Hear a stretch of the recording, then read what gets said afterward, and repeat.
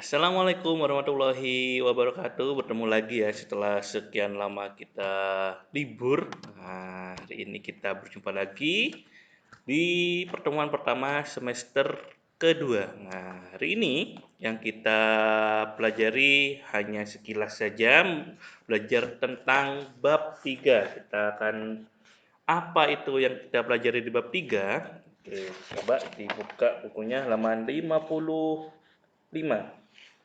Di bab 3, kita akan belajar tentang mahir menggunakan icon pendukung.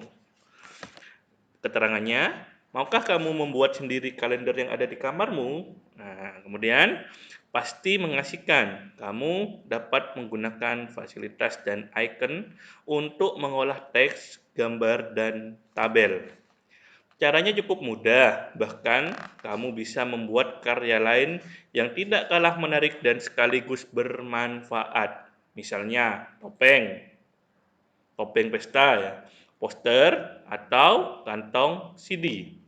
Kemudian bagaimana cara membuatnya? Yuk kita pelajari bersama. Nah, di sini di bab 3 kita akan belajar cara membuat. Jadi di bab 3 ini kita akan banyak praktek menggunakan Microsoft Word 2010. Oke, ya. Jadi minggu depan, minggu selanjutnya kita akan banyak praktek membuat sesuatu yang menarik. Oke.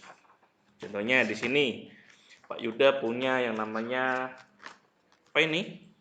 Kalender. Di halaman 56 kita bagaimana cara menyatukan teks dengan gambar. Contoh menyatukan teks dengan gambar seperti ini ya.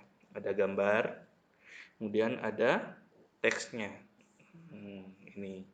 Nanti kita belajar bagaimana cara membuat seperti ini agar terlihat lebih menarik. Nih, ada gambar, kemudian ada teks seperti itu ya. Kemudian di buku paket juga ada ini. Ada gambarnya, ya, kemudian juga ada teksnya. Di bab 3 kita belajar tentang itu, menggabungkan atau menyatukan teks dengan gambar. Oke. Sekarang kita baca bersama dulu halaman 56 yang A. Tuh, gambar yang disisipkan dalam sebuah teks dapat berfungsi sebagai ilustrasi atau penjelas. Objek utama atau sebagai latar belakang. Gambarnya itu disisipkan dalam sebuah teks berfungsi sebagai ilustrasi atau penjelas. Gambar sebagai penjelas antara lain digunakan dalam kartu identitas. Misalnya KTP, SIM, atau kartu pelajar.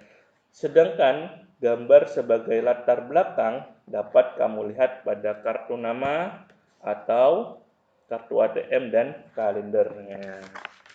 Ini bedanya ya. Kalau ini kalender, gambarnya itu sebagai latar belakang. Ini sebagai backgroundnya. Nah, oke. Kemudian beda halnya dengan ini. Di sini ada kartu nama. Kartu nama juga gambarnya sebagai background. Nah, contohnya yang sebagai penjelas, gambarnya itu sebagai penjelas adalah seperti ini. Udah punya SIM. Nah, di sini SIM itu termasuk sebagai gambar sebagai penjelas antara lain ya. Nih, gambarnya sebagai penjelas. Fotonya gambar, kemudian ada penjelasannya, namanya siapa ya. Kemudian alamatnya di mana, tempat tanggal lahir. Ini yang disebut dengan gambar sebagai penjelas. Ya, gambarnya sebagai penjelas. Kalau yang di kalender tadi adalah gambar sebagai latar belakang atau background. Itu Kita catat ya biar tidak lupa. Gambar sebagai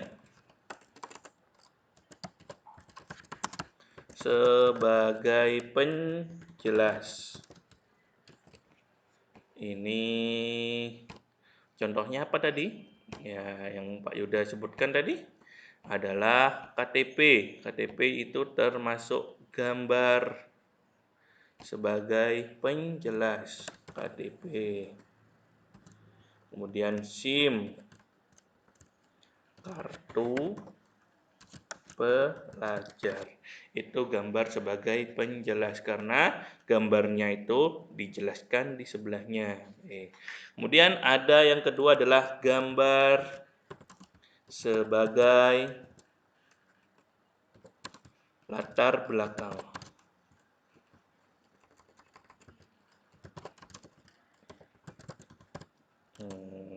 Contohnya apa? Contohnya itu adalah kartu nama,